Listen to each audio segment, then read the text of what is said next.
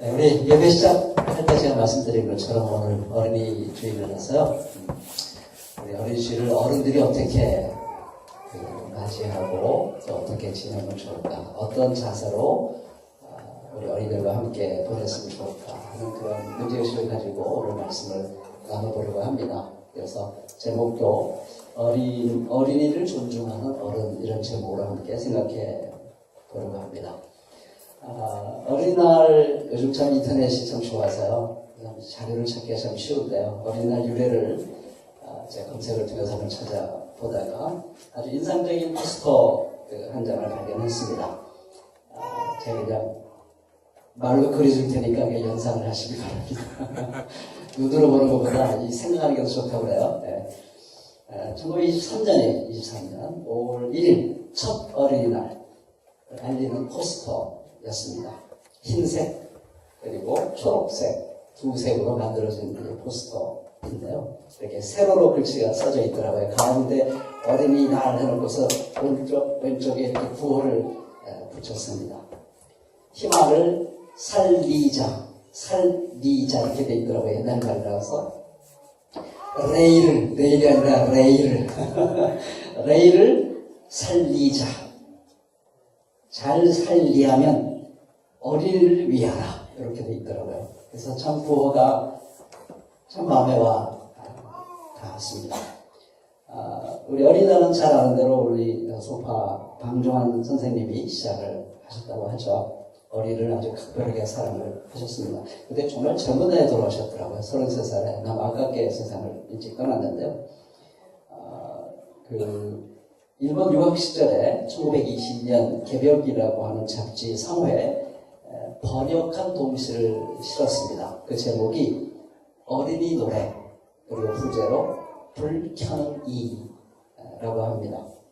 바로 어린이의 노래, 이 말을 쓰면서 처음으로 우리가 생각하는 어린이, 그런 의미로 처음 사용한 그 말이 되었다고 합니다. 그 시의 내용을 보니까 참 아름답더라고요. 제가 다 읽어드릴 수는 없고 이런 내용이 나옵니다. 아버지는 돈을 모으고 언니는 대신이 되고 누나는 문학가로 성공하겠지만 난, 이 어린이야, 난 불 켜는 이가 되겠다 하는 그런 어린이의 꿈을 노래한 시더라고요. 한대원만 이 내용이 이렇게 되어 있습니다. 어린이가 정말 대단히 어른스럽게 쓰긴 했어요. 나 홀로 선택할 수 있게 되거든. 그렇다. 이 몸은 이와 같이 거리에서 거리로 돌아다니며 집집에 장명등에 불을 켜리라. 그리고 아무리 구차한 집도 밝도록 환하게 불 켜주리라. 그리하면 거리가 다 밝아져서 모두가 다 같이 행복되리라. 아주 참 좋은, 쉬운, 그러면서 깊은 그런 노래였습니다. 이 노래를 생각하다 보면은 방정환 선생님께서 우리 어린이들이 어떻게 살아가기를 원하는가 하는 것이 잘 담겨져 있습니다. 그럼 이런 꿈을 꾸는 어린이들에게 희망찬 내일이 있고, 그리고 이들의 삶을 통해서 진짜 잘 살 수 있는 길이 무엇인가 하는 것을 밝히 볼 수 있을 거라고 기대했던 것입니다. 저는 교회로 가면 마땅히 이런 마음을 가지고 어린이들을 바라보고 또 어린이날을 맞이해야 된다고 저는 생각을 합니다. 그래서 저는 그런 마음가짐으로 오늘 읽어드린 이 본문을 생각해 보려고 하는데요. 저는 이 본문을 그동안 생각할 때마다 어린 예수에 초점을 맞춰서 생각할 때가 많았습니다. 근데 본문을 가만히 읽어보면서 그 어린 예수의 주변에 있는 사람들, 성전의 교사들, 또 부모님, 그리고 그 어린이에 대한 기록을 하고 있는 어른 누가 선생, 이분들의 입장에서 이분들에게 초점을 맞춰서 한번 생각해 봐야겠다는 생각이 들었습니다. 이들은 어린이를 어떻게 대했는가? 어린이들을 어떤 마음가짐으로 지켜봤는가? 하는 것이 제 마음속에 질문이 생겼습니다. 그런 질문을 가지고 본문을 보니까 새롭게 제 마음속에 다가오는 것을 느낄 수가 있었습니다. 물론 오늘 본문에 나와 있는 어린 예수는 12살이니까 좀 나이가 많은 어린이긴 해요. 그렇죠? 12살이니까 아마 초등학교 한 6학년, 5학년 정도 되지 않을까 싶어요. 어린이 생활의 말미 있는 제일 큰 어린이라고 볼 수 있겠습니다만은 그럼에도 불구하고 저는 그 어린이가 12살이 아니고 더 어리더라도 저는 이 말씀이 굉장히 의미가 있겠다는 생각을 해보게 되었습니다. 그래서 그 주변의 어른들을 생각해보면서 그 어린이들을 존중한다는 게 뭔가, 어린이를 존중한다는 게 뭔가 하는 것을 한번 생각해 봤으면 하는데요. 먼저 그 성대 선생들을 생각해 보겠습니다. 이 성대 선생들은 가만히 보니까 이런 느낌이 들었어요. 이 성대 선생들은 정말 괜찮은 선생들이구나. 어린 소년, 예수를 자기 자신들의 선생이니까 학자, 요즘 말하면 학자입니다. 자기 대화의 대상으로 삼아줄 줄 알았구나.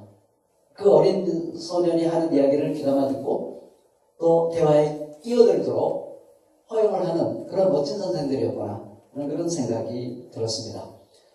그러면서 옛날에 요즘 그런 게 없는데요. 길거리 약장소가 많았어요. 그렇죠?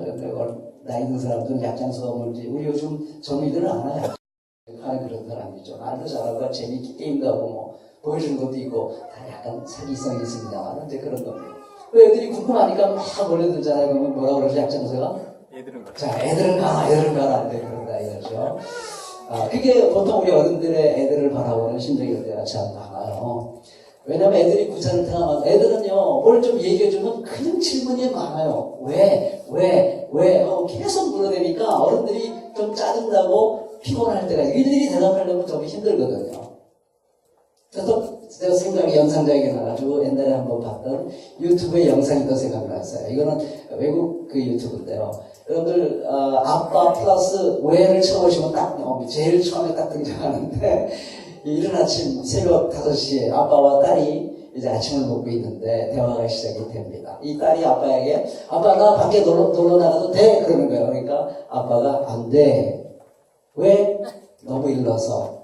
왜? 아직 해가 안 뜨니까. 왜 해가 안 뜨는 거야? 그러니까 이제 과학적으로, 그게 말이야. 따져보니까, 지구가 자전을 해서 얼마나 돌면 해가 지평선에 뜰 거야. 그러니까 이 딸이, 왜? 하고 묻는 거예요. 그러니까 아빠도 몰라?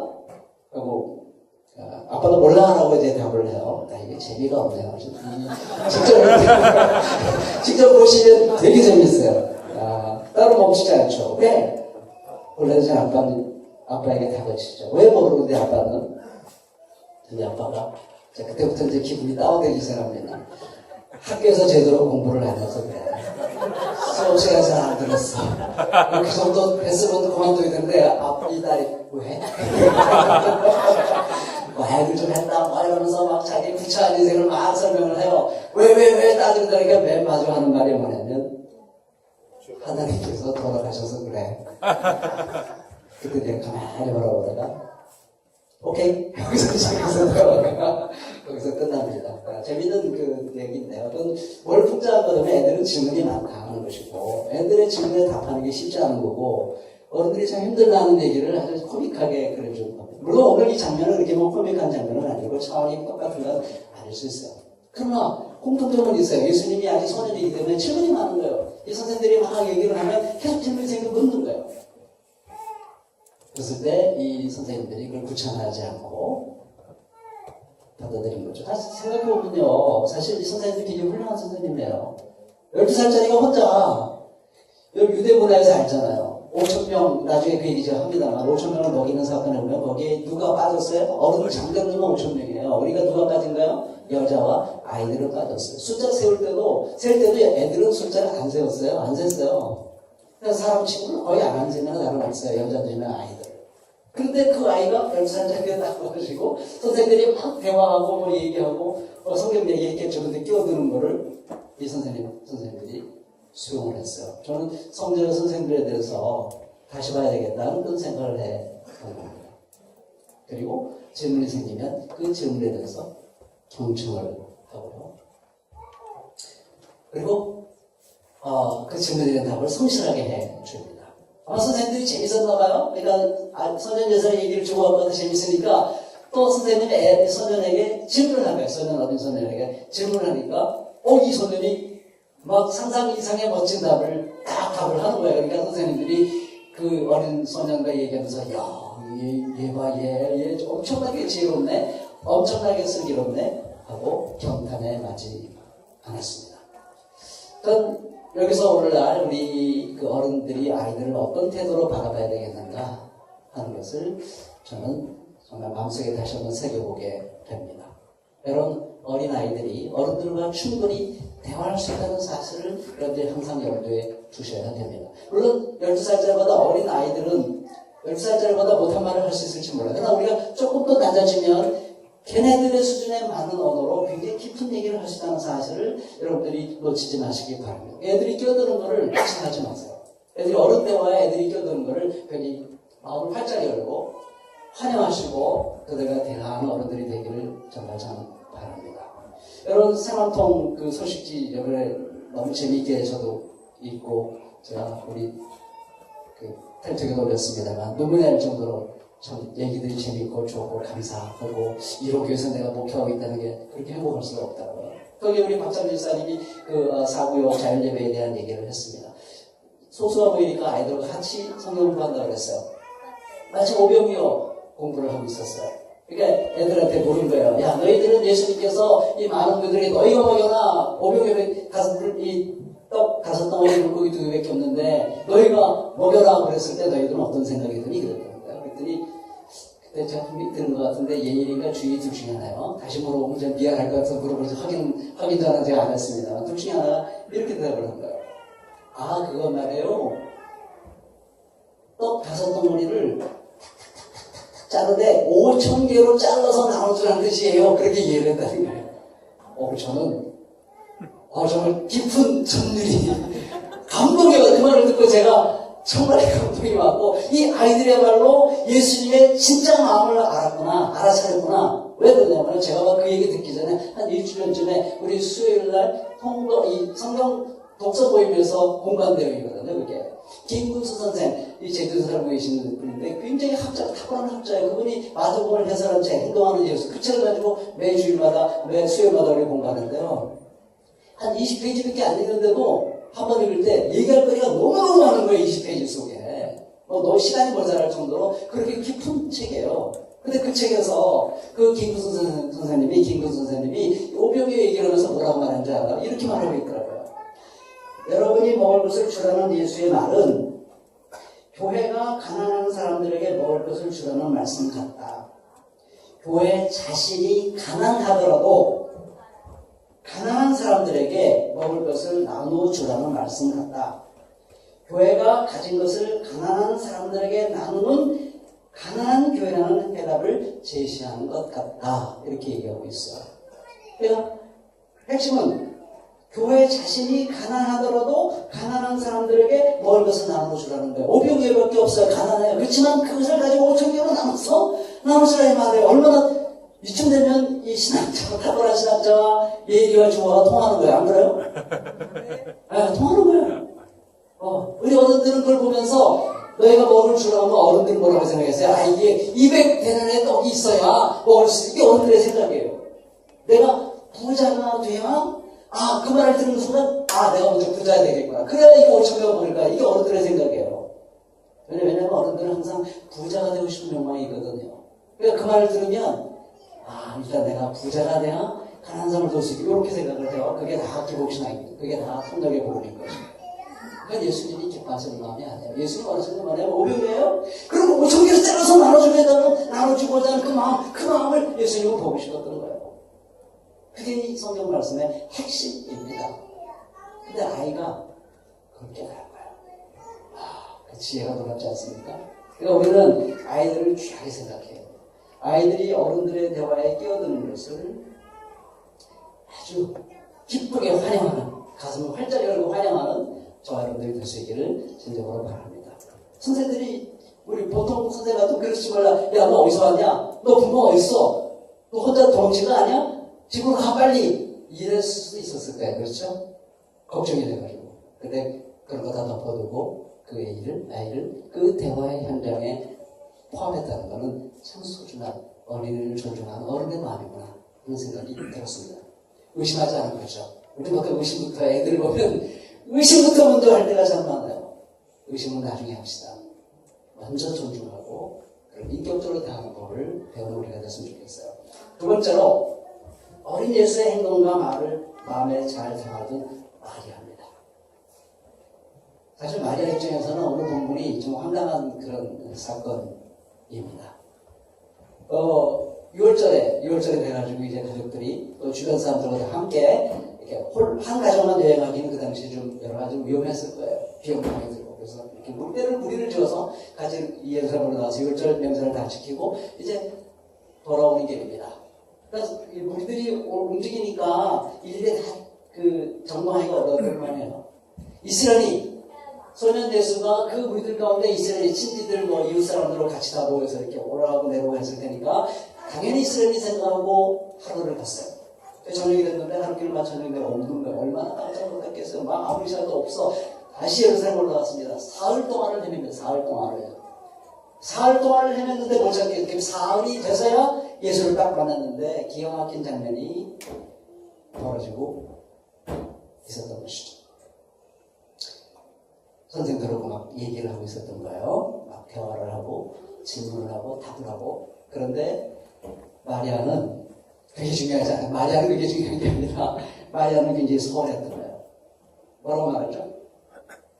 야, 이게 무슨 일이야. 내 아버지가 내가 너를 찾느라고 얼마나 애를 태웠는지 모른다. 내가 너를 찾느라고 굉장히 애를 태웠다. 라고 말했어요. 요걸 뭐라고 그래요? 우리 식으로 말하면, 네가 그렇게 하니까 내가 굉장히 애가 탔어. 이런 걸 뭐라고 말했죠? 말하는 방식? I 메시지로, I 메시지. 여러분들 그것도 배우셔야 돼요. 여러분들 누구한테 이렇게 섭섭한 일 있으면요, 너 왜 그랬어? 그걸 앞에 그렇게, 이게 무슨 일이야? 여러분 살짝 얘기는 했지만은, 막 따지기보다는, 당신이 그렇게 얘기하니까, 그렇게 했을 때 내가 참 마음이 아팠어요. 라고 얘기하면 훨씬 좋습니다. 이 어머니가 I 메시지를 하고 있는 거예요. 어머니로서 당연히 그럴 법한 그런 상황이 아닐 수가 없습니다. 아마도 그 상황을 제가 정확히 파악할 수는 없겠습니다만은, 아마도 예수님이 왜 엄마에게 엄마 나 그 성전에서 좀 선생님들 얘기하고 싶어. 엄마 먼저 가. 나 뭐 이렇게 아니면 엄마 나 좀 기다려줘. 이렇게 얘기할 수 있을 법도 한데 안 그런 건 잘 모르겠어요. 왜 안 그런지 속사정은 잘 모르겠습니다만 아마도 그러면 엄마가 나를 안 도와줄까 모르겠을까? 먼저 그런 생각을 해봤습니다. 어쨌든 간에 엄마가 점점 당황스러운 그런 장면이었던 것입니다. 근데 이제 소년 예수의 반응도 대단해요. 뭐라고 말하죠? 어째 나를 찾으셨습니까? 내가 내 아버지 집에 있어야 할 줄을 알지 못했습니까? 라고 질문을 던집니다. 좀 너무 딱딱해 보이고 너무 무례하게 보이고 좀 그렇기는 해요. 근데 사실 아주 그렇지만은 않습니다. 왜냐면 누가복음 앞을 쭉 이렇게 살펴보시면요, 어느 정도 예수님의 말은 근거가 있는 얘기예요. 왜냐면 누가복음 쭉 읽어보세요. 처음에 그 어린 예수를 그 몸에 잉태하기 전에 천사의 말을 듣습니다. 이게 보통 사람이 아니다. 이 메시아가 네 몸에서 나올 거다 이랬어요. 엘리사벳 수태한 다음에 엘리사벳에 가서 엘리사벳도 막 이게 대단한 분이 당신 몸 안에 있다라고 아주 기쁘게 얘기를 해줍니다. 그러면 그 아기를 낳았을 때 목자들이 찾아와서 이 천사의 들은 말을 다 전해줍니다. 그걸 다 들었어요. 또 뭡니까? 정결 예식을 지키기 위해서 그 아이를 데리고 예루살렘에 가죠. 그때 시몬과 안나가 와서 이분이 대단한 분이다. 이방에 빛을 던질 분이다. 뭐 이런 엄청난 말씀도 들었어요. 그러니까 상당히 이 예수가 보통 사람이 아니, 보통 어린아이가 아니라는 걸 부모님은 충분히 알 수 있었어요. 그래도 어느 정도 그렇게까지 놀랄 일은 아닐 수 있었겠다 하는 생각을 해봅니다. 그래서 이 소년이 엄마에게 어머니 그걸 모르셨어요. 제가 엄마 곁에 없으면 내 아버지 집에 있을 거 뻔한 거 아니겠어요? 라고 이렇게 대답을 하고 있었던 것입니다. 그렇지만 어린애에서는 아주 착하죠. 착해서 바로 그 즉시 더 이상 어머니에게 뭐라고 하지 않고 딱 예수님 부모님과 함께 집으로 들어가서 나사렛에 거하면서 아주 확실하게 부모님들에게 순종을 했다 하는 얘기 나와요. 근데 제가 정말 관심 갖고 싶은 부분은 어떤 거냐면요, 예수의 어머니는 이 모든 일을 마음에 간직하였다 하는 요거에 좀 집중하고 싶습니다. 제가 상황 설명한 거고요. 그런 상황 속에서 어머니 마리아는 그 예루살렘에 있었던 그 모든 일들, 그 어린 소년이 했던 그런 말들, 상황들, 그런 걸 다 마음에 요즘 말하면 이 뭐랄까 사진을 찍어서 저장해두듯이 자기 마음에 다 담고 있었다는 그런 얘기입니다. 그건 굉장히 부정적인 것이 아니라 우리가 보통 마음에 담아둘 때는 복설적으로 마음에 담아둘 때 너 나한테 그랬지 내가 잊어버리나 봐. 내가 마음에 딱 품어놓고 언젠가는 너 한번 혼 좀 날 거야. 이렇게 마음을 풀 때가 많아요. 이게 그런 거 아니죠. 그게 아니고 지금은 내가 이 어린 예수가 하는 행동과 말을 내가 충분히 이해할 수 없겠지만은 언젠가는 내가 이해하려고 할 거야 하고서 그날 경험했던 그것들을 마음속에 담아두는 거예요. 굉장히 긍정적인 마음. 밝은 미래에 대한 전망을 가지고 일어났던 모든 일들을 가슴속에 있는 그대로 받아두고 수용하는 것입니다. 저는 어머니 입장에서 보면 저는 대단한 결심이라고 생각합니다. 굉장히 어머니 입장에서 보면은 무례하게 행동한 건 틀림없어요. 어머니를 속되게 애태우게 한 거예요. 분명히 엄마를 애태우게 한 건 분명합니다. 그렇지만 그럼에도 불구하고 그 어린 예수가 그렇게 했을 때는 뭔가 더 깊은 의미가 있었을 거야 라는 미래를 내다보고 그 있는 모습, 애타게한 그 모습을 거부하지 않고 그걸 자기 기억에서 지워버리려고 하고 이런 생각들은 없어. 얘에 대한 이런 추억은 좋은 추억이 아니니까 싹 없어졌으면 좋겠어. 이게 아니에요. 있는 모습 그대로를 찍어서 자기 마음속에 담아뒀습니다. 저는 그것이 사랑이라고 생각을 하는 것입니다.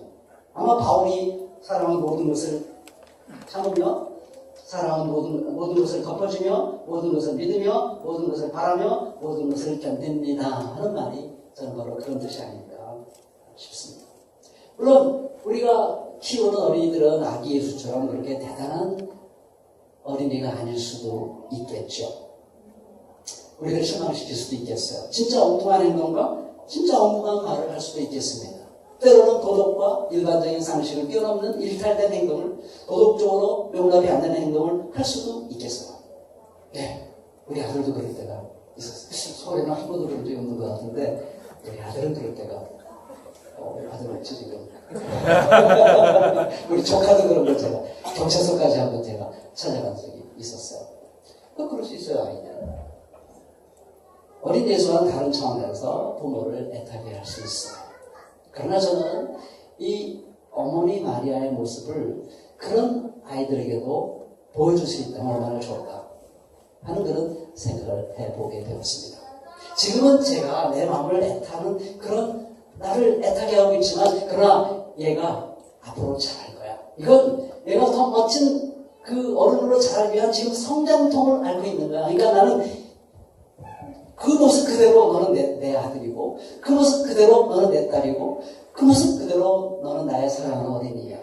나는 그것까지도 내 마음속에 담아둘 거야. 그걸 담아두고 앞으로 네가 변화될 모습을 내가 기대할 텐데 그 두 가지 모습을 정확하게 비교해 본다면 그때 얼마나 내가 기쁠까. 그러니까 나는 너의 이 모습도 나의 사랑스러운 모습이야.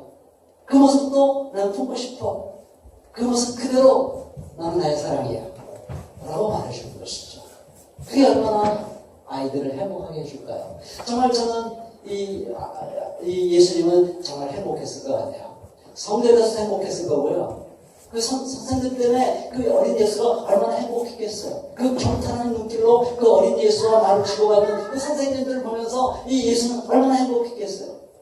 다 이해하지 못하지만 그 어린 예수를 그대로 품어주는 엄마를 보면서 이 어린 예수는 굉장히 행복했을 거예요. 그럴 때 아이들은 잘 자라는 것입니다. 너 왜 그랬어? 라고 마음에 거부하면 그 아이는 돌이킬 수 없어요.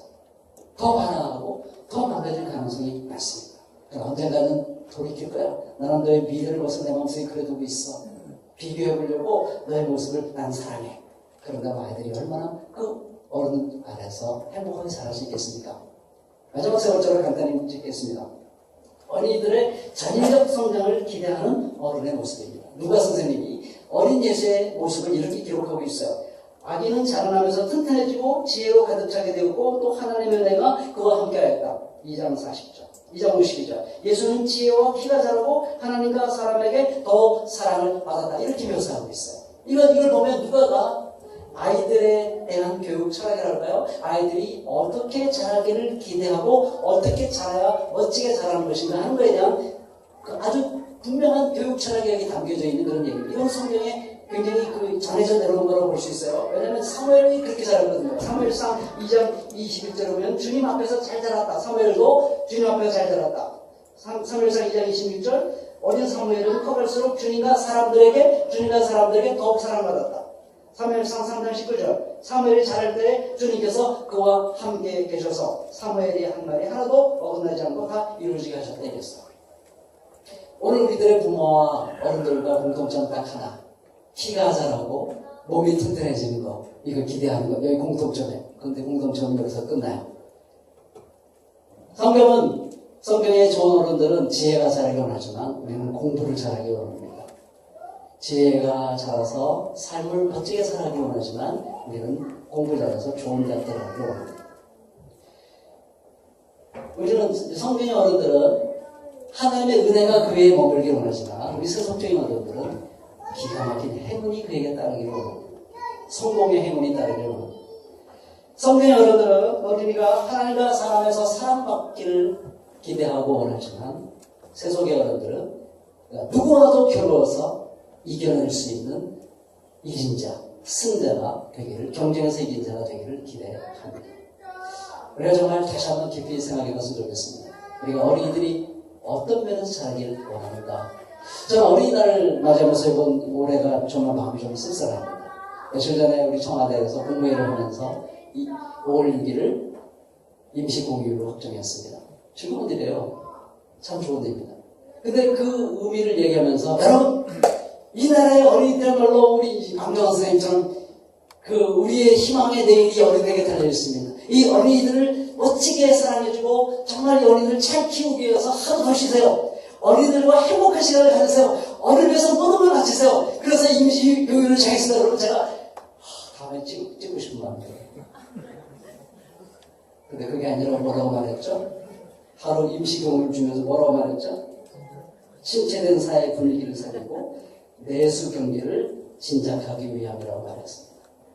어린이를 맞으면서 이 어른들의 마음속에 이 나라의 미래를 거머쥐고 있는 어른들이 생각할 때 어린이들이 보이지 않냐고 경제밖에 안 보여요. 경제 회복이 보이지 않아요. 이런 사람들이 교육 정책을 펼치고 있어요. 그런 정책 하에서 어린이들이 뭐가 되겠습니까 도대체?